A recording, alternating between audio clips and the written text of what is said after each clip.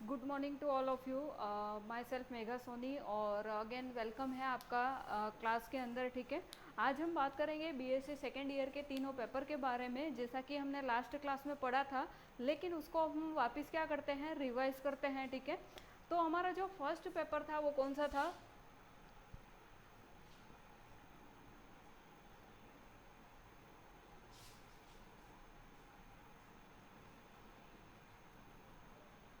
Animal physiology, biochemistry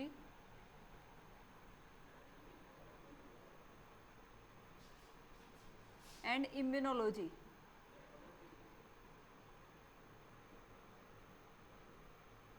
ठीक है, दूसरा हमारा जो पेपर था वो कौन सा था? Ecology and बायोस्टेट्स।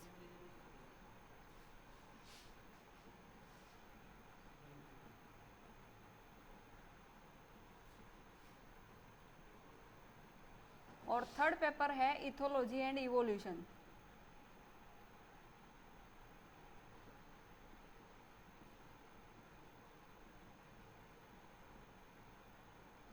जिसमें हमने कंप्लीट 5 यूनिट की बात कर ली थी फर्स्ट पेपर के अंदर। ठीक है, animal physiology, biochemistry and immunology, जिसके अंदर 3 बुक्स को मिलाकर, 3 बुक्स के अलग अलग कंटेंट को मिलाकर एक बुक बनाई गई है। एनिमल बिहेवियर, एनिमल फिजियोलॉजी के अंदर हम पढ़ेंगे ऑर्गेनिज्म की कारिकी के बारे में। ठीक है, उसके अंदर जो सिस्टम्स पाए जाते हैं, कौन कौन से? Digestive system, respiratory, excretory system, nervous system, blood vascular system, है ना।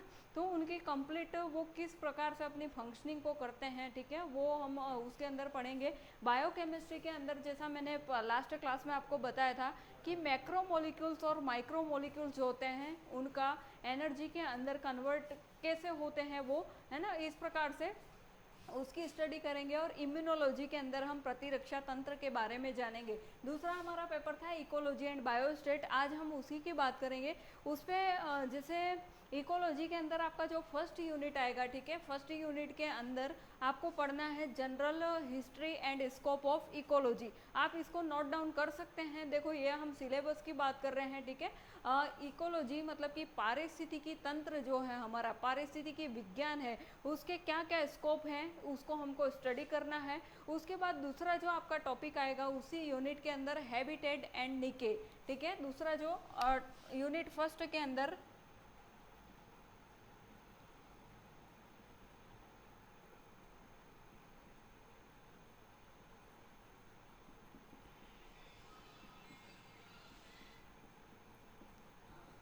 अब हैबिटेट और निके दोनों का ही मतलब क्या होता है, दोनों का ही मतलब सेम होता है, आवास जिसको कहते हैं। लेकिन हैबिटेट जो होते हैं वो पर्टिकुलर उस ऑर्गेनिज्म का क्या है, आवास, जहाँ पे वो रहता है, जहाँ पे वो निवास करता है।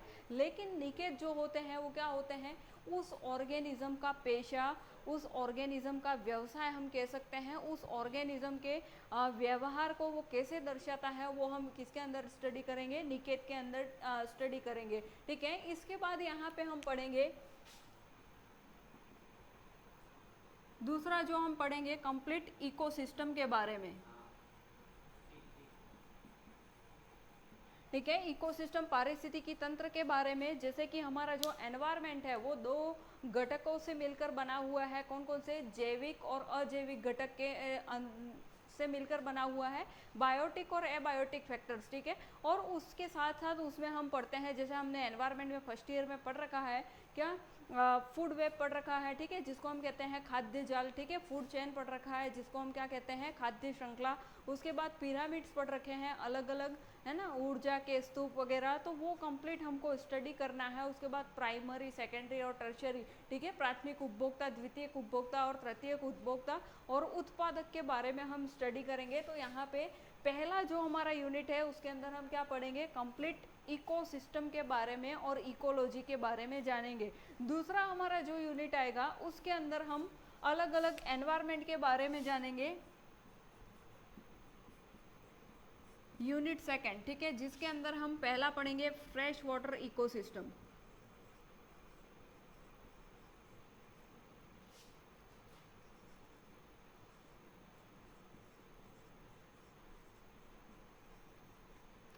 दूसरा हम पढ़ेंगे मराइन वाटर इकोसिस्टम।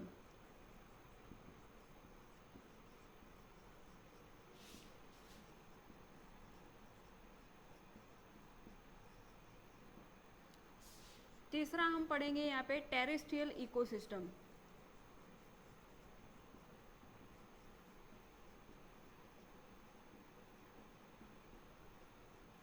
ठीक है, फर्स्ट हम पढ़ेंगे fresh water ecosystem. Hindi medium वाले लिख सकते हो आप लोग, जलीय स्वच्छ जलीय पारिस्थितिकी तंत्र। ठीक है, दूसरा है मराइन वाटर इकोसिस्टम, जिसके अंदर हम पढ़ेंगे समुद्र के अंदर पाए जाने वाले ऑर्गेनिज्म के बारे में, उनके स्वभाव और आवास के बारे में, वहाँ पे पाई जाने वाली वनस्पति फ्लोरा के बारे में और फौना के बारे में, जंतुओं के बारे में, और अपने आप को वो किस तरह से वहाँ पे एडेप्ट कर पाते हैं, उनके अनुकूलनों के बारे में बात करेंगे।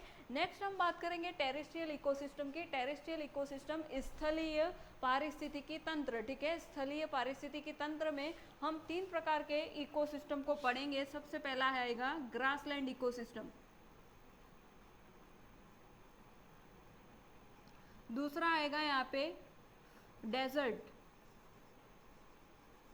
ठीक है, डेजर्ट इकोसिस्टम, और यहाँ पे तीसरा आएगा केव इकोसिस्टम।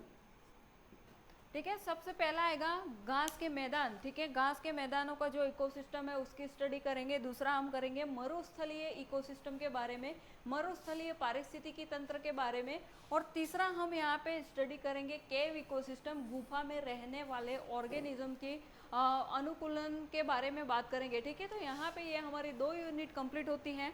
अब हम तीसरी यूनिट की जो बात करेंगे, थर्ड यूनिट की। थर्ड यूनिट में हमारा जो टॉपिक होगा वो कौन सा होगा? पॉल्यूशन।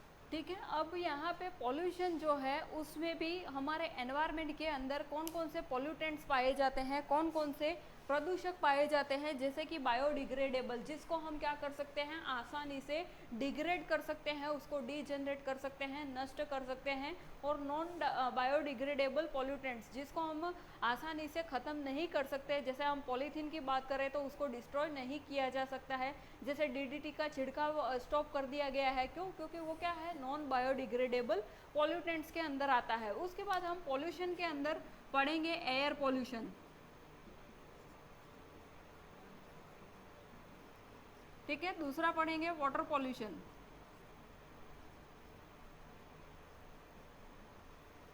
थर्ड हम बात करेंगे यहाँ पे नॉइज पॉल्यूशन की।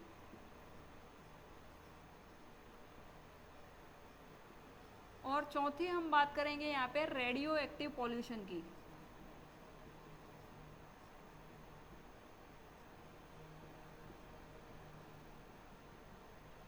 ठीक है, तो हमारा जो तीसरा थर्ड यूनिट होगा वो कंप्लीट किसके बेस पे होगा? पॉल्यूशन होगा। ठीक है, जिसके अंदर हम बायोडिग्रेडेबल और नॉन बायोडिग्रेडेबल पॉल्यूटेंट्स के बारे में बात करेंगे, प्रदूषकों के बारे में बात करेंगे, एयर पॉल्यूशन की बात करेंगे, वाटर पॉल्यूशन की बात करेंगे, नॉइज पॉल्यूशन और रेडियो एक्टिव पॉल्यूशन के बारे में बात करेंगे। ठीक है, अब हमारा जो चौथा यूनिट होगा, फोर्थ यूनिट के अंदर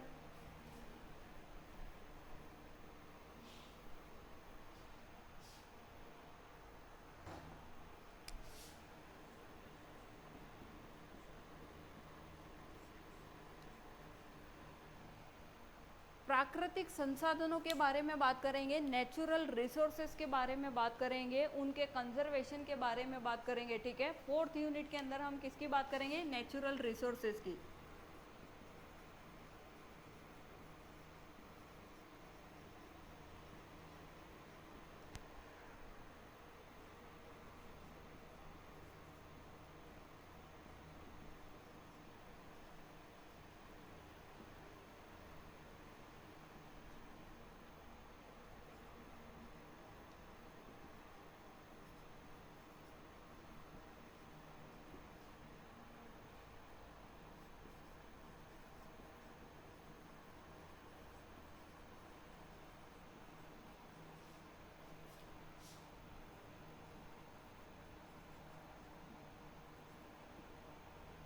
ठीक है, यहाँ पे हम 4th यूनिट के अंदर बात करेंगे नेचुरल रिसोर्सेज की, प्राकृतिक संसाधनों के बारे में बात करेंगे। ठीक है, renewable and non renewable resources, जिनको हम बना सकते हैं और जिनको हम वापस से प्राप्त नहीं कर सकते हैं। कंजर्वेशन ऑफ नेचुरल रिसोर्सेज, मतलब कि प्राकृतिक संसाधनों का संरक्षण हम किस प्रकार से कर सकते हैं।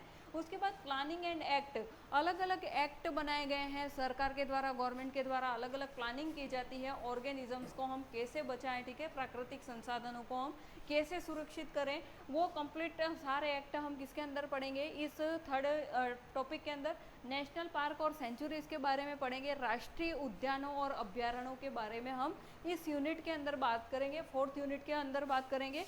5th जो हमारा यूनिट होगा,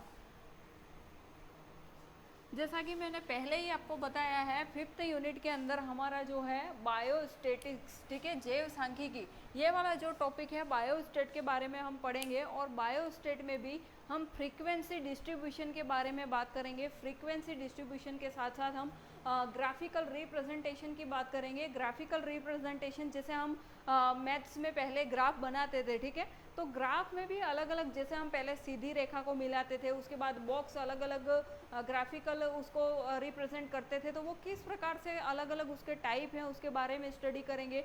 उसके बाद हम अलग अलग टेस्ट पढ़ेंगे, जैसे काई स्क्वायर टेस्ट हो गया है ना, तो वो सब पढ़ेंगे। उसके बाद उसके अंदर शैनॉन विनर इंडेक्स है, जो कि मोस्ट इम्पोर्टेंट टॉपिक है बायोस्टेट के अंदर, उसके बारे में हम बात करेंगे। जैव विविधता, मतलब किसी ऑर्गेनिज्म की जैव विविधता को पर्टिकुलर उस क्षेत्र के अंदर कैसे देखा जा सकता है, कैसे मापा जा सकता है, वो हम किसके अंदर पढ़ेंगे, उसी शैनॉन विनर इंडेक्स के अंदर कम्प्लीटली पढ़ेंगे। ठीक है, तो यहाँ पे हमें मीन मोड मीडियन की भी स्टडी करनी है। जैसे हमने मैथ्स में पढ़ा था, तो वहाँ पे हम क्या करते थे कि पर्टिकुलर किसी कक्षा का औसत निकालना है वैसा, लेकिन यहाँ पे हम किससे रिलेटेड पढ़ेंगे, ऑर्गेनिज्म से रिलेटेड कंप्लीट स्टडी करेंगे। ठीक है, तो ये हमारी क्या हो गई, 5 यूनिट हो गई 2nd पेपर की।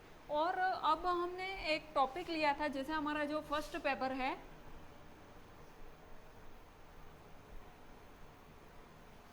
फर्स्ट पेपर का जो हमने टॉपिक लिया था हमारा, ग्लैंड्स के बारे में बात करते हैं हम।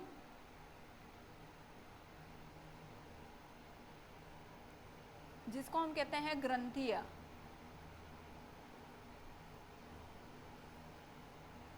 ठीक है, जो कि हमने पहले पढ़ रखी हैं, ग्रंथियों के बारे में हम बात कर चुके हैं। लास्ट क्लास के अंदर मैंने बताया था कि कौन कौन सी ग्रंथियां पाई जाती हैं, जैसे 3 प्रकार की ग्रंथियां पाई जाती हैं। पहली जो ग्रंथि होती है वो कौन सी होती है,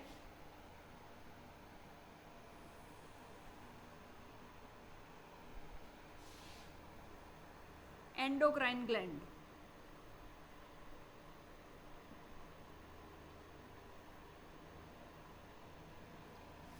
दूसरी ग्रंथि होती है हमारी, वो कौन सी है, एक्सोक्राइन ग्लैंड।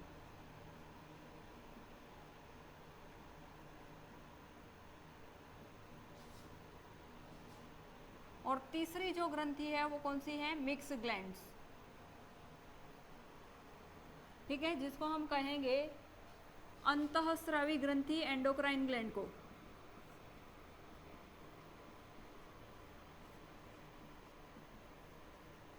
एक्सोक्राइन ग्लैंड को हम कहेंगे बहिर्स्रावी ग्रंथि।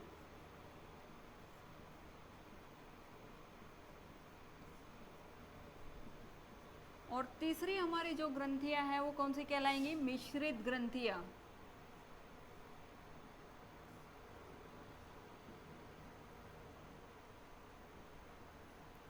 ठीक है, आप इन सब का स्क्रीनशॉट ले सकते हो, या फिर आप नोटबुक लेके बैठे हैं तो आप इसको उतार सकते हो। सबसे पहली कौन सी हो गई, एंडोक्राइन ग्लैंड, जिसको हम कहते हैं अंतःस्रावी ग्रंथियां।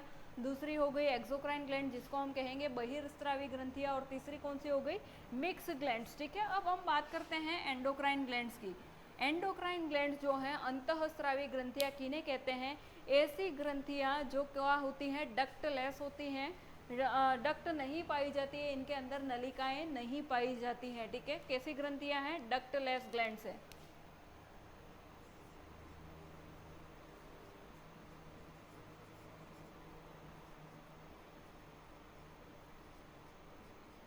इनके अंदर नलिकाएं नहीं पाई जाती हैं। उसके बाद हम बात करें एक्सोक्राइन ग्लैंड्स की, तो ये कैसी होती हैं, इनके अंदर नलिकाएं पाई जाती हैं विथ डक्ट,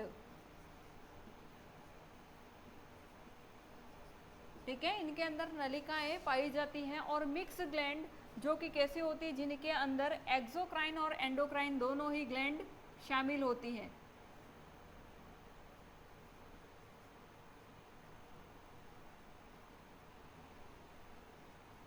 ठीक है, अंतःस्रावी और बाह्यस्रावी ग्रंथियां पाई जाती हैं, तो ये कैसी होंगी, विथ डक्ट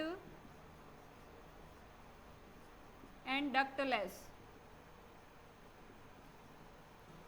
ठीक है, अब हम बात करते हैं जैसे अंतःस्रावी ग्रंथियां, जो कि हम 10th क्लास से पढ़ते हुए आए हैं, हमने पढ़ा है। ठीक है, इनके सिक्रेशन को हम क्या कहते हैं, हार्मोन्स कहते हैं। अंतःस्रावी ग्रंथियों के सिक्रेशन को हम क्या कहते हैं, हार्मोन्स। ठीक है,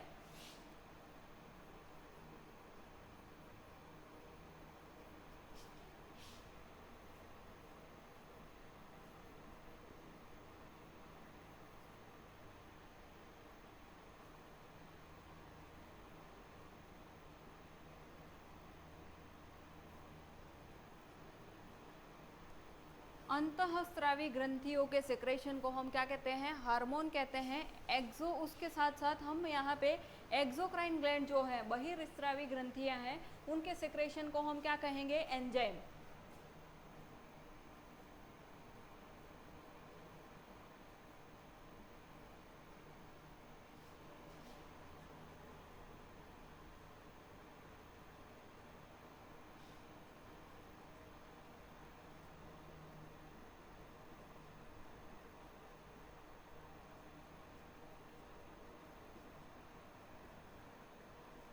ठीक है, एक्सोक्राइन ग्लैंड जो है, बहिर्स्रावी ग्रंथियां हैं, उनके सिक्रेशन को हम क्या कहेंगे, यहाँ पे एंजाइम कहेंगे। जबकि मिक्स ग्लैंड जो होती हैं, वो क्या करती हैं, हार्मोन्स का भी सिक्रेशन करती हैं और एंजाइम्स का भी क्या करेंगी, सिक्रेशन करेंगी।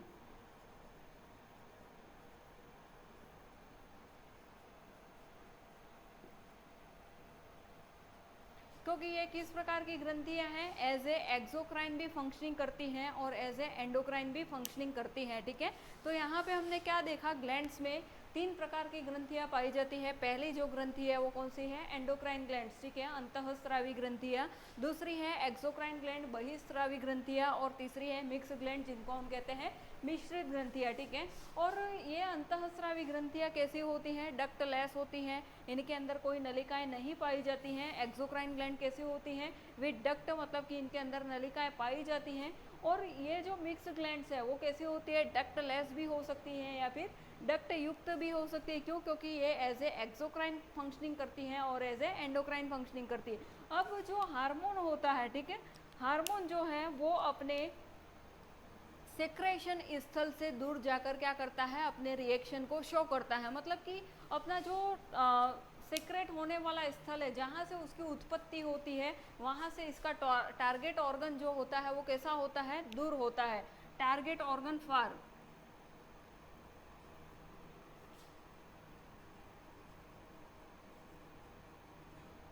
ठीक है, सेक्रेशन जो है, इसका स्त्रवण जो होता है, हार्मोन जहाँ से स्त्रावित होता है, वहाँ से उसका टारगेट ऑर्गन क्या होता है, दूर होता है। जबकि यहाँ पे एक्सोक्राइन ग्लैंड के अंदर टारगेट ऑर्गन जो है वो बिल्कुल क्या होता है, पास होता है।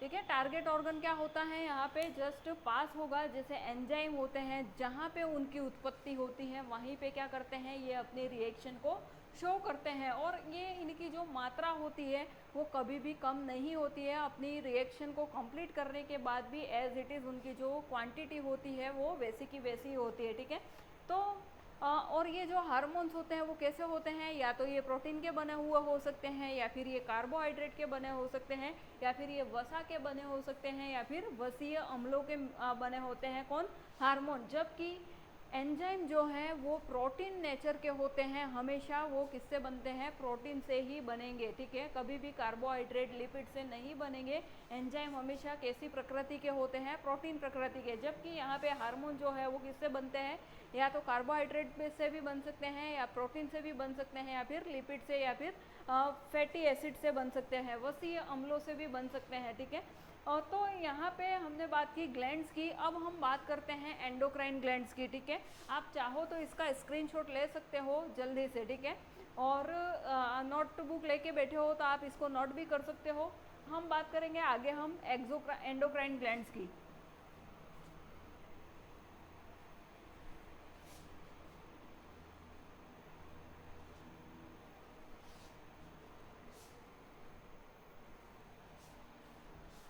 ठीक है, एंडोक्राइन ग्लैंड्स जैसे मैंने अभी बताया, अंतःस्रावी ग्रंथियाँ कैसी होती है, डक्टलेस होती हैं, ठीक है। और ये इनका जो सेक्रेशन होता है उसको हम क्या कहते हैं, हार्मोन। और इसका जो टारगेट स्थल होता है वो क्या होता है, उसके सेक्रेशन स्थल से दूर होता है, ठीक है। तो यहाँ पे आपका जो टॉपिक है, जैसे फर्स्ट यूनिट में मैंने बताया था आपको कि उसके अंदर हमें एज ए एक्सोक्राइन ग्लैंड्स और एंडोक्राइन ग्लैंड की कंप्लीट स्टडी करनी है। जैसे एक्सोक्राइन ग्लैंड्स में कौन सी हो गई, लीवर हो गया, ठीक है।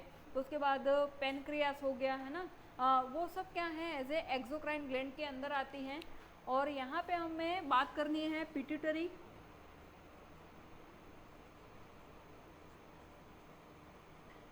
आपके जो सिलेबस में ग्लैंड्स हैं कौन कौन सी हैं जिसकी हमें स्टडी करनी है, पहली जो है पिट्यूटरी ग्लैंड है, पीयूष ग्रंथि। दूसरी जो है वो है थायराइड ग्रंथि।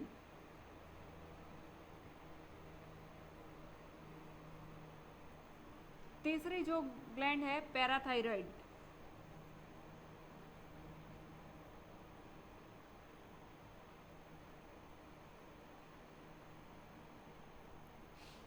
चौथी जो ग्रंथि है आपकी वो है पेनक्रियास।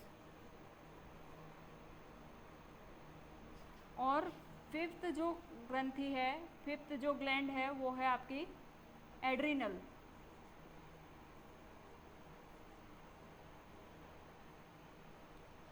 ठीक है, हिंदी मीडियम वाले जैसे पिट्यूटरी ग्लैंड जो कि आपने हमेशा से सुना है ना, और पढ़ा है 10th क्लास 12th क्लास में। पिट्यूटरी ग्लैंड जिसको हम कहते हैं मास्टर ग्रंथि कहा जाता है, पीयूष ग्रंथि के नाम से जिसको हम जानते हैं। दूसरी ग्रंथि है थायराइड ग्रंथि, तीसरी है पैराथायराइड, चौथी है पेनक्रियास अग्नाशय ग्रंथि, और पांचवी है एड्रिनल ग्लैंड, ठीक है, जिसको हम कहते हैं अधिवृक्क ग्रंथि, ठीक है। तो हम यहाँ पे सबसे पहली बात करेंगे पिट्यूटरी ग्लैंड की। और कुछ टेक्निकल एरर की वजह से आज की जो क्लास थी 11 से 11:30 की वो कंप्लीट नहीं हो पाई, ठीक है। लेकिन हम इसके बारे में आगे जानेंगे। जैसे पिट्यूटरी जो ग्लैंड है, ठीक है, तो पिट्यूटरी ग्लैंड को क्या कहा जाता है, known as master gland.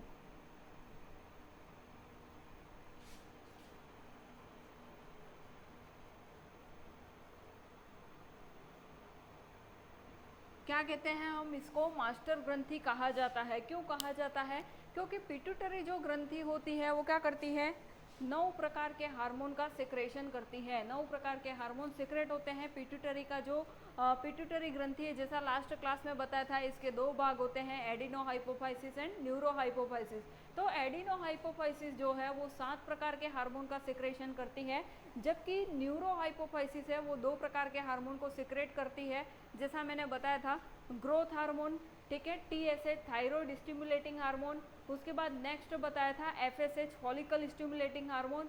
Next बताया था LH ल्यूटिनाइजिंग हार्मोन। उसके बाद मैंने बताया था आपको ACTH एड्रीनोकोर्टिकोट्रोपिक हार्मोन, ठीक है। उसके बाद MCH, ठीक है, MSH मिलेनोसाइट स्टिमुलेटिंग हार्मोन, और एक बताया था प्रोलैक्टिन। इस प्रकार से ये 7 हार्मोन किसके द्वारा सीक्रेट होते हैं, एडिनो हाइपोफाइसिस या अग्र पीयूष ग्रंथि से। जबकि पश्च पीयूष ग्रंथि से 2 प्रकार के हार्मोन सीक्रेट होते हैं। कौन कौन से, ऑक्सीटोसिन और वेसोप्रोसिन, ठीक है, ये 2 प्रकार के हार्मोन सीक्रेट होते हैं।